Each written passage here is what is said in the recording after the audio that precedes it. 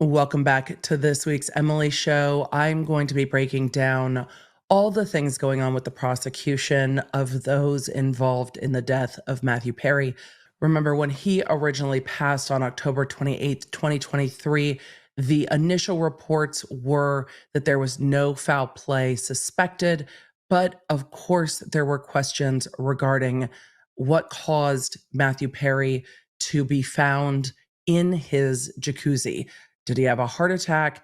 Was there drugs involved, given his long and his very public battle with addiction, which he'd lined out in his book and seemed to be really doing well with his recovery, which is why I think this came as such a shock. He seemed like somebody actively working recovery, seemed to be very happy, well connected with friends and with family. And his death stunned not just fans of his work, but those closest to him as well. So today, we're going to take a look into the 5 people who are being prosecuted in connection with that. And of course, talk about some of the other cases that we've seen similar prosecutions. And I don't think we're done with seeing prosecutions like this. And in the press conference with regard to the charges against these 5 individuals, the U.S. Attorney's Office seemed to indicate that there may be more prosecutions coming. So we're going to talk about all of that today. Please bear with me as I'm a bit under the weather, so I know I don't sound like my normal self. Hopefully it's not too bad. I mean, I don't feel great, but hopefully I don't sound too bad. We're going to push through. All right, let's get into today's episode. Hey there, I'm Emily D. Baker, the internet's go-to legal analyst, breaking down the legal side of the pop culture and entertainment stories we can't stop talking about. I'm a big fan of the cursey words. I've been a licensed attorney for over 17 years, but this is not legal advice. This is where the law nerds unite to talk about facts, not. Let's get into it. Thank you to today's sponsor, Green Chef. Did you know at Green Chef, you can specifically pick recipes that are ready in 25 minutes or less, and you can add on things like breakfast and lunch options. So no matter what kind of busy your day is as we're getting ready for back to school, you can pick options that work for you and your family. And you can change that up weekly. So every week you can pick a box that meets your needs. And if you need to skip a week, it's not a problem. If you're looking to take your clean eating routine with Green Chef to the next level, they've got an offer for you that has 2 times the support. Green Chef's offering its healthiest menu items ever and access to top-rated gyms and fitness studios worldwide from ClassPass. That's right. For a limited time, Green Chef subscribers will also receive 50 credits to use at ClassPass. That's about a month's worth of membership. So if you're ready to try it all for yourself, go to greenchef.com/EmilyBakerClass for 50% off your first box and 50 free credits with ClassPass. That's code EmilyBakerClass at greenchef.com/EmilyBakerClass and get 50% off your first box plus 50 free credits to ClassPass. Find out for yourself why Green Chef is the #1 meal kit for eating well. Let's get back to today's episode. If you listened to the quick bits on Monday, you will have gotten the overview of what happened here. But on Thursday, August 15th, 2024, while I was traveling, the U.S. Attorney's Office, DEA, and others announced that 5 had been arrested in connection with the death of Matthew Perry. We're going to take a look first at that press release from the agencies. Then we're going to take a look at the documents and dig a little bit deeper, because you know how I feel about getting into the court documents. But what I appreciate about the agency releases is they are always based on what the indictments say. Keep in mind, we are going to be talking about one indictment and then multiple informations, because 3 of the 5 have already pled guilty and have agreed to cooperate. Every time I tell you the feds love to flip someone, keep in mind that the feds love to flip someone. The feds are looking for who they can get information from, where they can get those plea deals, and then move the case up the prosecution chain. And it seems that that's what they did here. When I went back through all of the court documents with regard to the 2 indicted defendants and then the 3 cooperative defendants, those 3 who have already pled, It seems that the very first plea deal came from Matthew Perry's assistant and then from others. So it looks like they started with the assistant and then worked their way out. But we're going to learn more about that in the charging documents themselves and in these press statements. And we are going to the release from the U.S. Attorney's Office Central District that covers Los Angeles first. Their headline of their press release is 5 defendants, including 2 doctors, charged in connection with actor Matthew Perry's fatal drug overdose last year. Los Angeles, a licensed physician and alleged San Fernando Valley drug dealer were arrested today in connection with the death of actor Matthew Perry, who suffered a fatal ketamine overdose in October 2023. In total, 5 defendants, including 2 doctors, have been charged in this matter, according to court documents unsealed today. And there were 5 cases, and then the 2 that we're going to talk about in just a moment were joined together. The 3 cooperative are still 3 separate cases, and those 3 separate cases were all unsealed the same day. So the U.S. Attorney's Office sealed everything because they indicted the 2 we're going to talk about. They did informations in waiver of indictment on the other 3 in lieu of the plea deal, which means they were like, so we can do this one of 2 ways. And those 3 were like, we picked the easy way immediately, please. It goes on to say the defendants arrested today are charged in an 18-count superseding indictment returned on Wednesday. In an 18-count superseding indictment returned on Wednesday with distributing ketamine to Perry during the final weeks of the actor's life. The first defendant is Jasveen Sangha, 41, aka the Ketamine Queen out of North Hollywood, and then Dr. Salvador Plasencia, 42, aka Dr. P out of Santa Monica. Ketamine Queen and Dr. P are charged in 1 count of conspiracy to contribute ketamine. The Ketamine Queen is also charged with 1 count of maintaining a drug-involved premises, 1 count of possession with intent to distribute methamphetamine, 1 count of possession with intent to distribute ketamine, and 5 counts of distribution of ketamine. The superseding indictment alleges that the Ketamine Queen's distribution of ketamine on October 24th, 2023, caused Perry's death.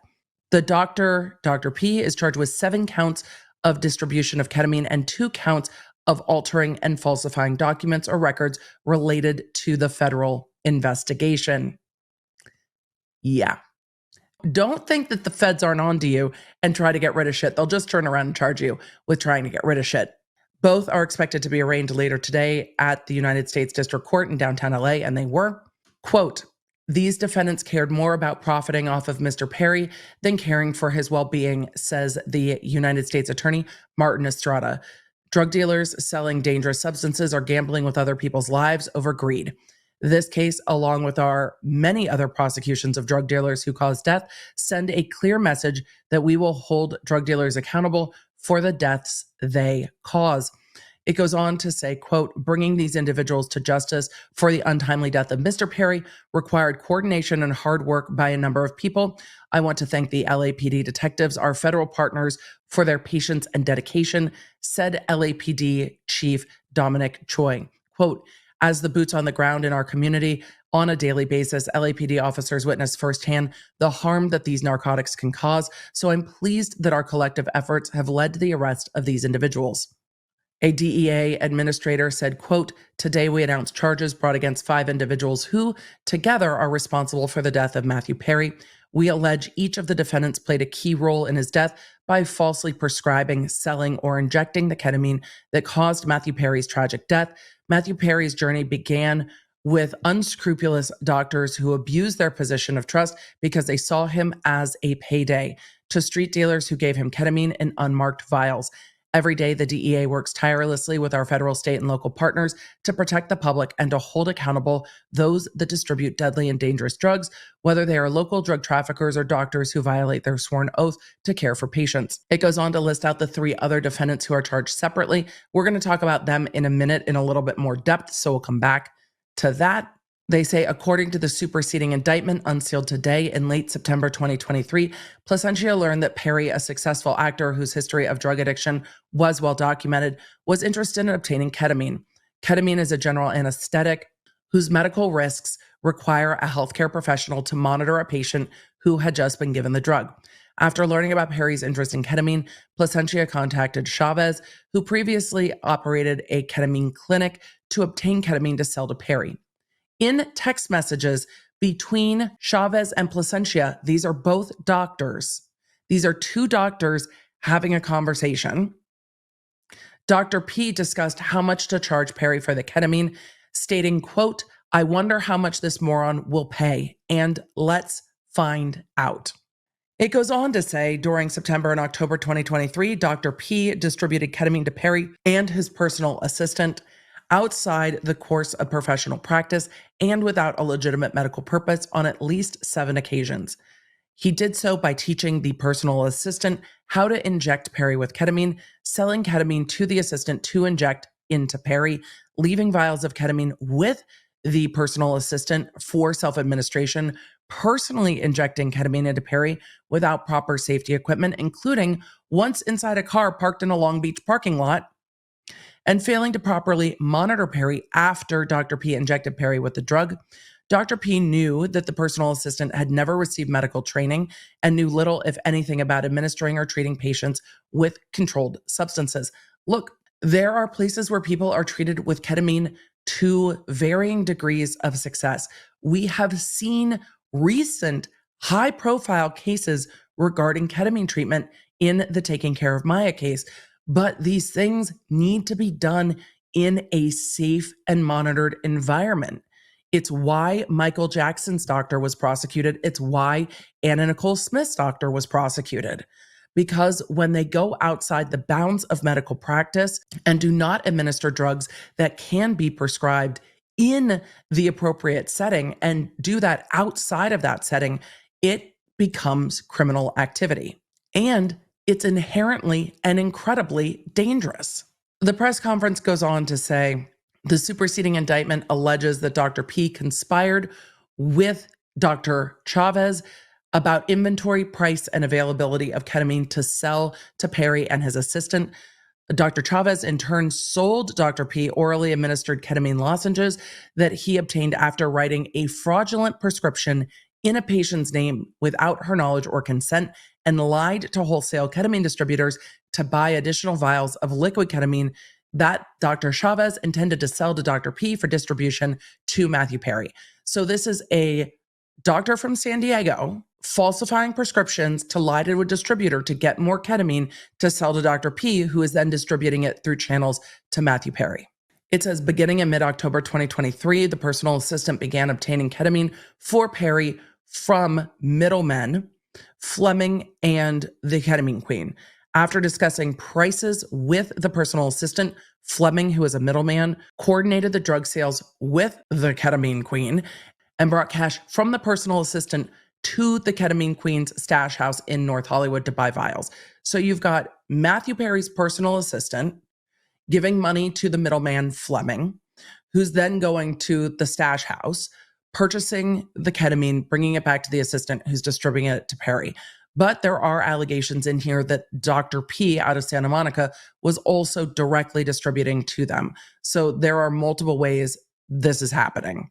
The press release goes on to line out that on October 24th, 2023, while waiting for the ketamine to arrive, Fleming, the middleman, advised the personal assistant that the ketamine was on its way to our girl, referring to the ketamine queen, who has distributed ketamine and other illegal drugs from her stash house in North Hollywood since 2019.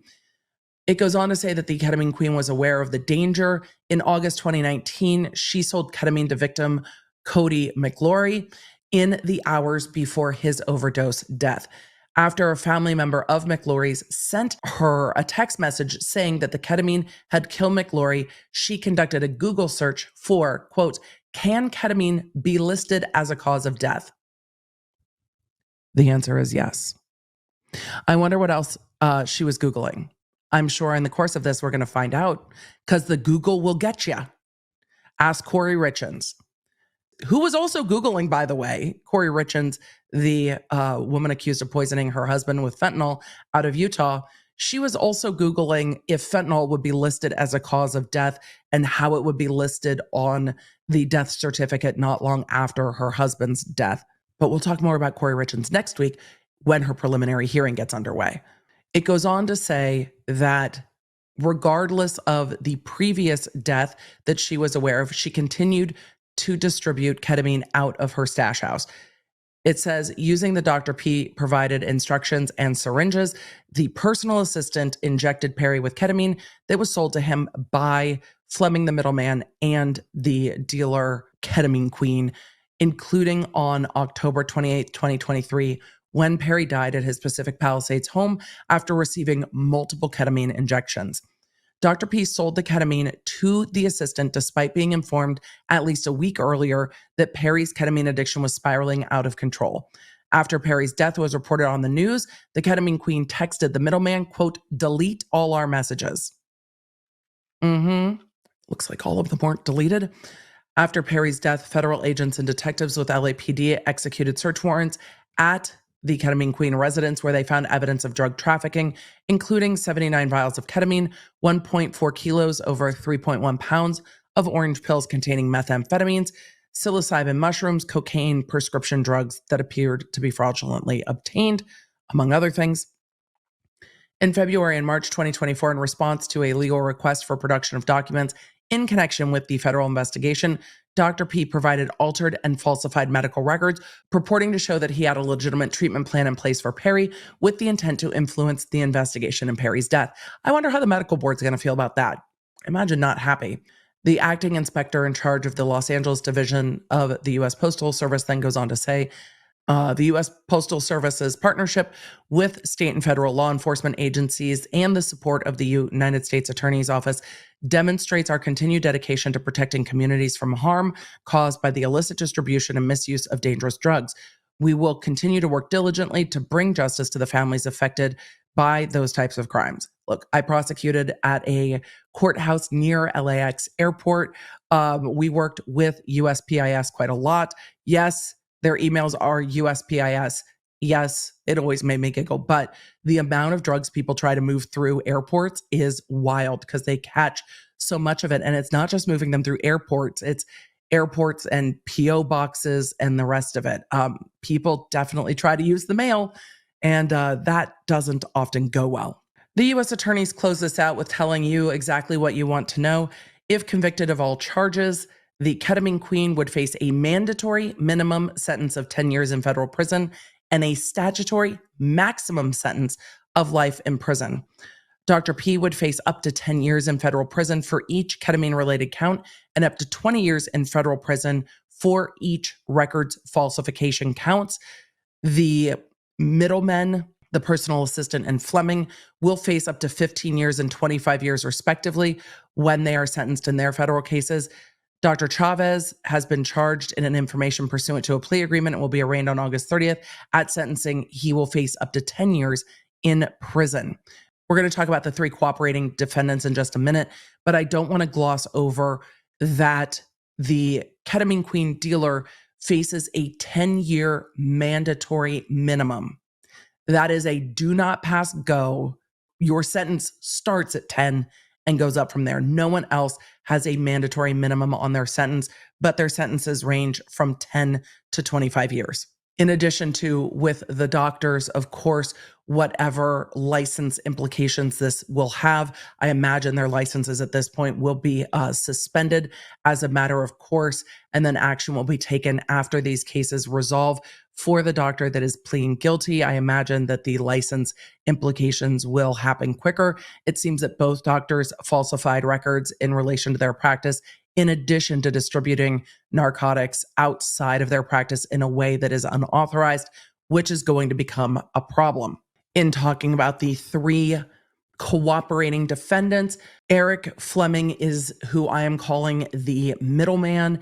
In his plea agreement, when they break down the facts, he is the go-between, really, between the Ketamine Queen and others. He pleaded guilty on August 8th to 1 count of conspiracy to distribute ketamine and 1 count of distribution of ketamine resulting in death. He admitted in court documents that he distributed the ketamine that killed Perry. He further admitted to obtaining the ketamine from the source, the Ketamine Queen, and distributing 50 vials of ketamine to Perry's live-in assistant, half of them in the 4 days before Perry's death. The personal assistant, Kenneth Awamasha, 59 of Toluca Lake conspired with the other defendants to illegally obtain ketamine and distribute it to Perry. He pled guilty August 7th to one count of conspiracy to distribute ketamine causing death, admitted to repeatedly injecting Perry with ketamine without medical training, including performing multiple injections on Perry on October 28th, 2023, the day that Perry died. And Dr. Mark Chavez of San Diego is a physician, or at the time, was a physician who has agreed to plead guilty to one count of conspiracy to distribute ketamine, admitted in his plea agreement to selling ketamine to Dr. P, including ketamine that he diverted from his former ketamine clinic. He also obtained additional ketamine to transfer to Dr. P by making false representations to a wholesale ketamine distributor by submitting a fraudulent script in the name of a former patient without that patient's knowledge or consent. So both doctors have fraudulent documents going on, and there is a lot more information in the charging documents of Dr. P and the Ketamine Queen, which sounds like a traveling Wilburys song, doesn't it? My mom's going to text me after this episode and be like, Dr. P and the Ketamine Queen absolutely sounds like a traveling Wilburys song. But the three cooperating witnesses, I am not surprised that you already have cooperating witnesses and that the dealer whose stash house they busted is the one who they are most interested in and who the DEA is most interested in. And then the doctor who seemed to be providing this on a larger scale, Dr. P versus Dr. Chavez. I keep talking to you about making things easy, and our sponsor today, Policygenius, makes one of the unfun adulting things easy. Policygenius helps you take care of your life insurance. Look, life insurance feels like one of those things that we put off for too long and then wish we had done when we were younger. But here is a great way to at least start the process and do it easily. Policygenius was built to save time at every step of the process. They let you compare quotes from America's top insurers in just a few clicks. With Policygenius, you can find life insurance policies that start at just $292 per year for $1 million of coverage. Some options offer same-day approval and avoid unnecessary medical exams. And Policygenius has a licensed support team that is there to help you not work for the insurance companies, which is probably why they have thousands of 5-star reviews on Google and Trustpilot. Head to policygenius.com or click the link in the description to get your free life insurance quote and see how much you can save. That's policygenius.com. We are taking a look at the first superseding indictment. It's called that because there was an initial indictment for the Ketamine Queen, and she was indicted on the things they found during that initial search warrant, the large amount of methamphetamine, indicia of distribution of narcotics, and the rest of it. Then they indicted her and Dr. P together, adding more charges, including the conspiracy to distribute ketamine and the distribution of ketamine resulting in death. So there were added charges. So this is a superseding indictment because it supersedes the first one. The other three cooperative defendants were not indicted by grand jury. They had informations filed against them. They waived indictment, do not pass go, and immediately became cooperative with the government. And they will be sentenced down the road after their cooperation is done, which means likely after this goes to trial, they may have testified or have their statements as part of the grand jury proceedings. Of course, those are secret and that is unknown, but it is possible. All of this came to light at the same time because they didn't want to give the targets a heads up. Remember when I covered the Jen Shaw case?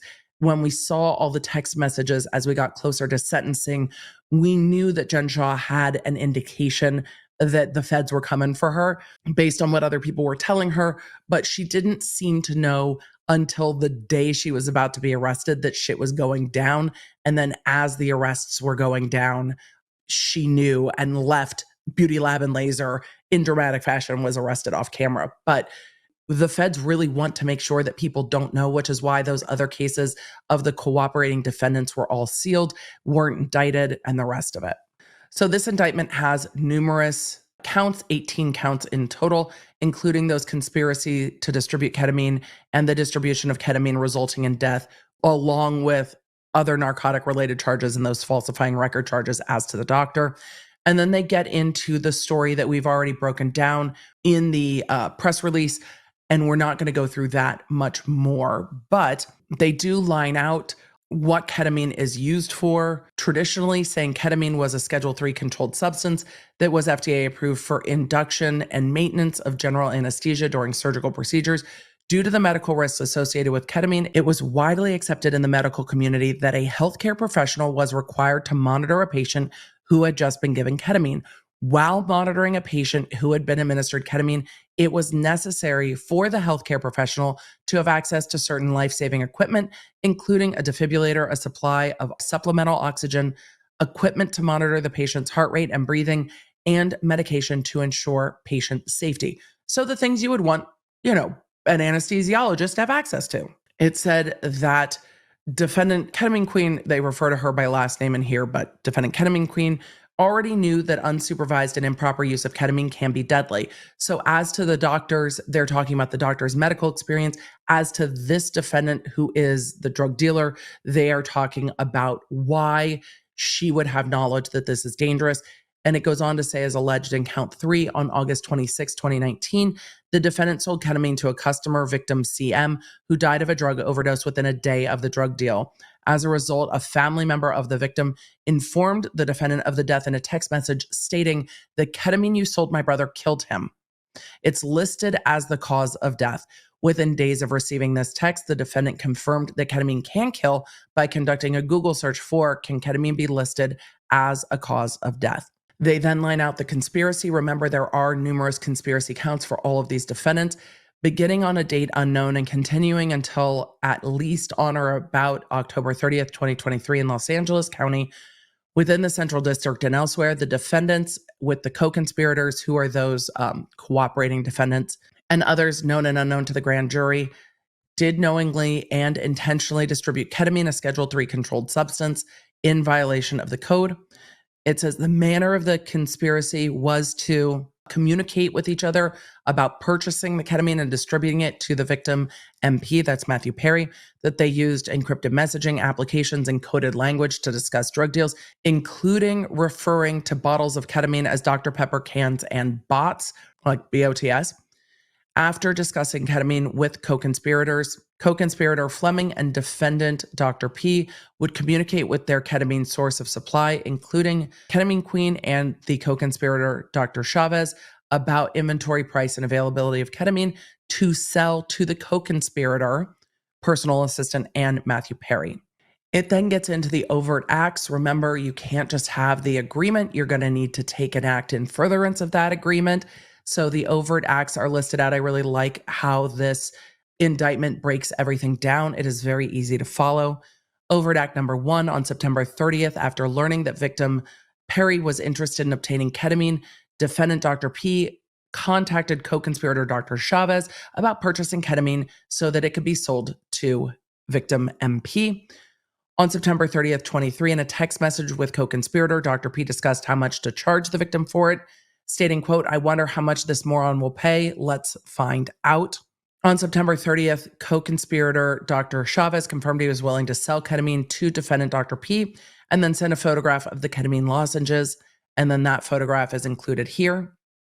Overt act number 4, on September 30th, in text messages, the two doctors arranged to meet in Costa Mesa so that Dr. P could obtain liquid ketamine and the fraudulent prescription from Dr. Chavez.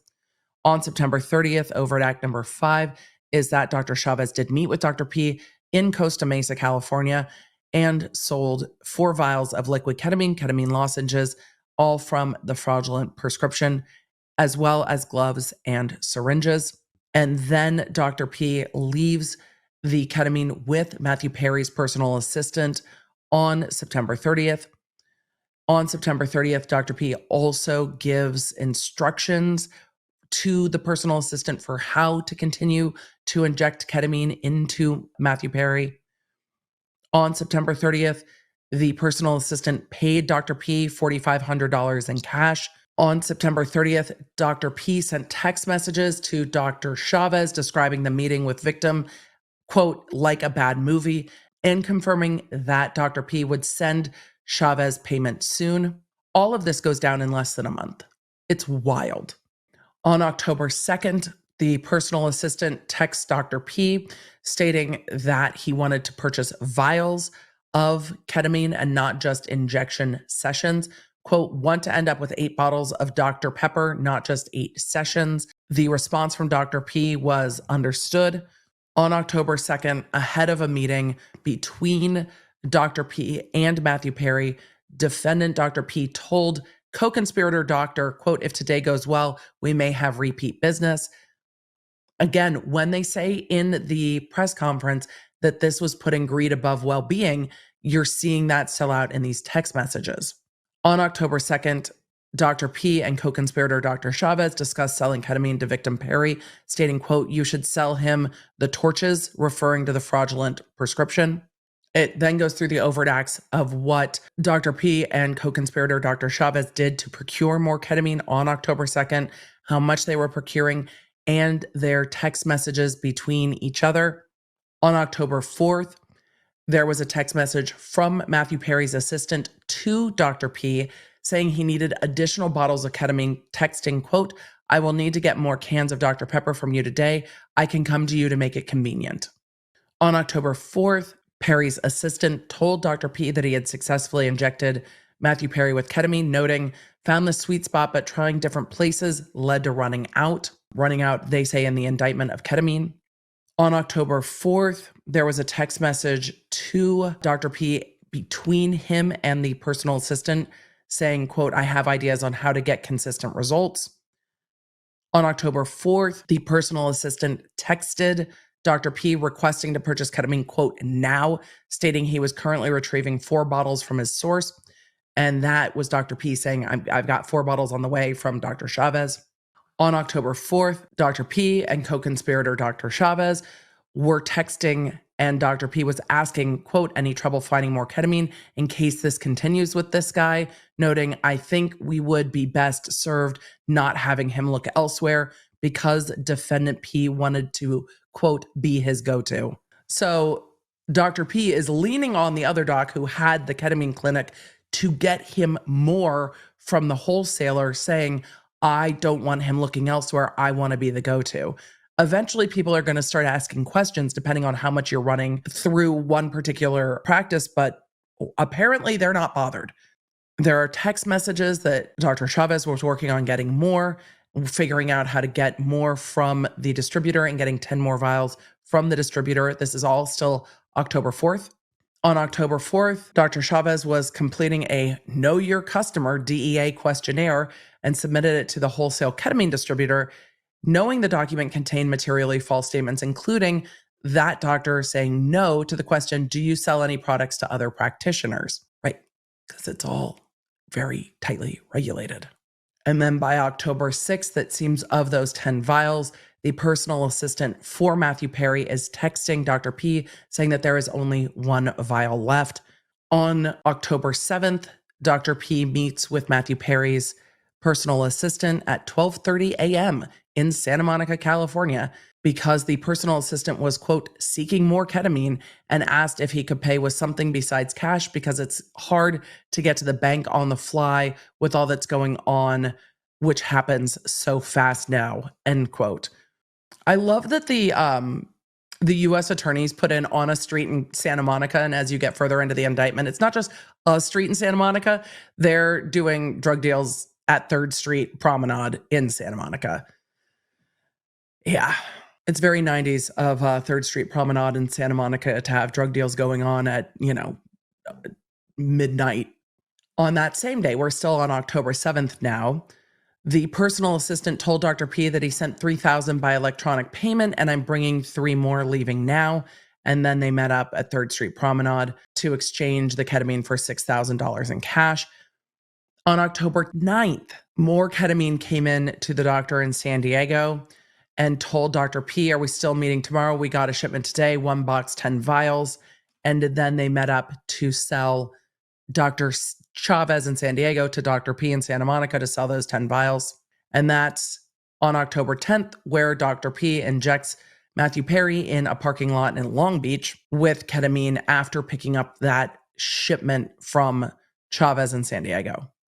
On October 12th, Dr. P traveled to Perry's home to sell additional ketamine to the personal assistant and Matthew Perry and was paid in cash $21,500. I don't know if anyone's keeping track of the math at this point, but we've got like the $6,000 transaction and then the $5,000 transaction, and now we're at a $20,000 transaction, all in cash. On October 12th, Dr. P injected victim Perry with a large dose of ketamine that caused Perry to freeze up and his blood pressure to significantly spike. Defendant P told co-conspirator something to the effect of, "Let's not do that again," and nonetheless left additional vials of ketamine at Perry's home with his personal assistant. On October 13th, in response to a text message from Dr. P asking co-conspirator Dr. Chavez if he'd be interested in running a ketamine clinic with him, co-conspirator said, "Interesting, as long as we are doing things on the up and up and we can start ASAP, all done legally without any shady stuff. Having them come to the clinic will ensure this." And that means having Perry come into the clinic for treatment versus like selling it out of the house and not having it tracked in any way. In response to that conversation, Dr. P texted Dr. Chavez, quote, "Oh, so you don't agree with the method I'm currently doing?" And the San Diego doc said, "It's not what I think, it's what an entity like the California Medical Board would view it, or the DEA." So Dr. Chavez, I'm not surprised reading all of this, that Dr. Chavez, when the feds came, like, Dr. Chavez is like, "I will tell you whatever you would like to know." He's like, "It's not what I think. It's what the medical board or the DEA think." Yeah, it is. Which is why you shouldn't have been doing this in the first place. And he knew. Overt Act number 45 is written kind of strangely, so I'm just going to read it directly from the indictment. On October 24th, despite less than a week earlier telling a patient at his clinic that victim Matthew Perry was too far gone and spiraling in his addiction, defendant Dr. P placed an order for 10 vials of ketamine from the wholesale ketamine distributor so that he could offer to sell the ketamine to victim Matthew Perry. This is October 24th, 4 days before Matthew Perry dies. But also, there's a lot of times when I will talk about cases, when we will talk about things in court, when we are streaming court, that everyone's saying, "Hey, isn't this a confidentiality issue?" We have now maybe found the confidentiality issue, but I don't know how the medical board would consider Dr. P. Is he a treating physician? Is he not a treating physician? He clearly tried to say to the investigators that he was treating Matthew Perry. Is he dealing or is he treating is a question. Like, the violations of patient privacy are one of the lesser issues here after they distributed so much ketamine to Matthew Perry that it resulted in his death. But this is an issue where he should never be telling anyone at his clinic what's going on with anyone else, ever. However, it's good for the prosecution that he did, because that patient can come in and say, "Yeah, he told me 4 days before Matthew Perry died that Matthew Perry was so far gone and spiraling in his addiction." And then he continued to provide him with more ketamine. Very factually similar to what was going on in the Anna Nicole Smith prosecution and the allegations against her doctors, that they knew that she was an addict and that they kept providing her vast amounts of prescription narcotics that they should not have been overprescribing in that way. Overt Act number 46, on October 27th, in text messages, defendant Dr. P offered to sell additional ketamine to the personal assistant, saying, quote, "I know you mentioned taking a break. I have been stocking up on the meanwhile. I am not sure when you guys plan to resume, but in case it's when I'm out of town this weekend, I've left supplies with a nurse of mine. Quote, I can always let her know the plan. I will be back in town Tuesday."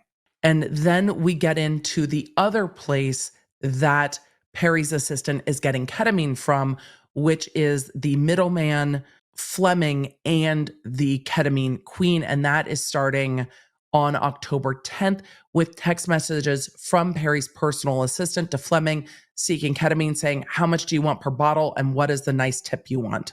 And then that middleman Fleming is saying, "Perfect, and I'll bring it to you, getting the price now. I need some upfront to pay when I pick up and the rest when I deliver." And then they're using the Signal app back and forth about picking up drugs from the ketamine queen, with the middleman Fleming saying, "Hey, Jazz, Jas, Jazz, it's Eric. Let me know your Addy. How many vials do you have availability?" And then it goes through those deals between that co-conspirator and the woman in North Hollywood, the ketamine queen. On October 10th, there are text messages between Fleming and the personal assistant saying he could get the vials for $300, but there was a $1,000 brokerage fee. On October 11th, using Signal messaging, defendant Jazz Ketamine Queen told Fleming that her ketamine was high quality and offered a sample of the drug for victim MP, stating, quote, "It's unmarked, but it's amazing. He'll take one and try it, and I have more if he likes." And then you get a screenshot of a text message from Fleming referencing back to the ketamine queen saying, "Just got this from my person. She only deals with high end and celebs. If it were not great stuff, she'd lose her business." And then it's showing them in unmarked vials, not obtained from a medical wholesaler like the ketamine from the doctors. And then you have Fleming, the middleman, texting back and forth with the personal assistant saying he could facilitate the deals, but he wanted to make some money, saying, "I wouldn't do this if there wasn't a chance of me making some money from doing this." Overt Act number 60 on October 13th, in response to the text messages, the personal assistant told the middleman Fleming that he would purchase 25 vials at $5,500, $220 per vial plus $500 for logistics. And on October 14th, Fleming, the middleman, drove to Matthew Perry's home and collected the cash from the personal assistant, and then went and picked up the 25 vials of ketamine from the stash house and took them back to Perry's residence. On October 25th, the ketamine queen reached out to Fleming, the middleman, asking about future sales of ketamine to Matthew Perry, stating, quote, "Please let me know if you think there will be another round, because the scientist, he'll be gone as well. I have to know ahead of time to get that sorted out before we leave." And then we have all the overt acts relating to the personal assistant. On October 25th, administered 6 shots of ketamine to Perry. On October 26th, 6 shots to Matthew Perry. On October 27th, 6 shots to Matthew Perry. On October 28th, using syringes provided by Dr. P, the personal assistant injected Matthew Perry with at least 3 shots received from Fleming and defendant ketamine queen, which resulted in the death of the victim, Matthew Perry. And then we get up to the day of Matthew Perry's death and what happened afterwards. After the death, the ketamine queen called Fleming using Signal to discuss the distancing themselves from selling the ketamine to Matthew Perry, among other things, deleting digital evidence from their cell phones. The defendant also updated the settings on the Signal app to automatically delete messages with Fleming and instructed him delete all our messages and set the disappearing message to 1 hour. But the co-conspirator Fleming must have screenshotted it, because there sure is a screenshot right in this indictment. On October 30th, using Signal, the middleman Fleming sent a text message to the ketamine queen. "Please call, got more info and want to bounce ideas off you. I'm 90% sure everyone is protected. I've never dealt with victim Matthew Perry, only his assistant. So the assistant was the enabler. Also, they are doing a 3-month tox screening. Does K stay in your system, or is it immediately flushed out?" And then we get into the other counts with regard to the ketamine queen, including all of the substances that were taken out of the home and the charges with regard to her home being a stash house and the large amounts of ketamine, methamphetamine, and other narcotics. The day that these arrests were made and the press conference was held on August 15th, the government also made a motion to detain the ketamine queen pending trial, to revoke her prior bond. They talked about not only the fact that she had so many narcotics in her home, that she's a dual US and British citizen with an extensive history of international travel, that she doesn't seem to have any other source of income and yet maintains residences and cars and the rest of it. And then they bring up like an Instagram picture of her nails. And while I have seen a lot of things used against someone in court, it is I don't know if this is Instagram or Snapchat, but it is a photo of nails. But we will also talk about what else is in the photo as I show you. But I was like, wait a second, I am a nail girly. We're not using the nails against people. Yes, they are. The government will use anything against you. When they say that they can and will, they absolutely can and will. And the photo they're showing is of very elaborate nail designs, but also a like friendship style bracelet with little mushrooms on it that says mushy. But the text on the photo says pulling out old raver candy, hashtag rave to the grave. And so the DEA is like, yo, she had a whole bunch of mushrooms in her house. This is happening while she's already out on bond. So this behavior while she is out on bond, they're like, look, she's talking about the drugs again, y'all. So put her in custody. So if you think that when people are out on bond that they are not following everything that people post, let it be a reminder that they are following everything that people post. Thank you to today's sponsor, Shopify. One thing of many that's great about Shopify is you can set up your store to run 24/7, so it's working even when you're not, which, as somebody who's a bit under the weather, is fantastic news for me. I set up the Law Nerd shop on Shopify with the help of a friend at like 3 o'clock in the morning because it was so easy to do. And from selling the very first Law Nerd merch to getting ready for new launches, and all of the custom drops in between, Shopify has been with us every step of the way. Whether you're selling in person or online, international, or just in the US, Shopify has easy solutions for you. Shopify helps turn browsers into buyers. They have the internet's best converting checkout, 36% better on average compared to other leading commerce platforms. It's no wonder that Shopify powers 10% of all e-commerce in the US, from the Law Nerd shop to Rothy's and Brooklinen, your favorite nail polish, and more. Plus, if you ever get stuck, Shopify's award-winning support is there to help you every step of the way. And that's why businesses that grow with Shopify. If you're ready to try Shopify for yourself, sign up for the $1 per month trial period at shopify.com/lawnerd. Remember, that's all lowercase. Shopify.com/lawnerd, and you'll start hearing this sound real soon. Let's get back to today's episode. And finally, when I saw this news breaking, the first thing I really thought of was the two prosecutions that I remembered right off the bat, both of them also in Los Angeles. One for Michael Jackson's doctor, Dr. Conrad Murray. Interestingly enough, Dr. Murray was prosecuted for involuntary manslaughter, something we've talked a lot about in the Hannah Gutierrez and Alec Baldwin cases. He was convicted of involuntary manslaughter for distributing propofol outside of a hospital setting. Again, this is something that is used as a sedative and caused sedative effects that led to the death of Michael Jackson. He had his medical license suspended. He was convicted. He was sentenced to prison time. He was released in 2013. And that is after the 2009 death of Michael Jackson. But what was something I didn't expect to see was a 2023 announcement that Dr. Conrad Murray has reopened a medical institute in Trinidad, which is his home country. So he is back to practicing medicine, though outside of the United States, after this involuntary manslaughter conviction, which I was very surprised to see. I also thought of the Anna Nicole Smith prosecution. In that prosecution, her psychiatrist, her boyfriend, and her doctor were all prosecuted. Her doctor ultimately was acquitted. Her psychiatrist and her boyfriend were both convicted of conspiracy to prescribe prescription drugs to an addict. So different than the charges that we have now. Again, this was in 2010, and the drug charges have changed. I think now it would probably be conspiracy to distribute causing death, which are the charges we're seeing in Matthew Perry's case, not the conspiracy to prescribe to an addict.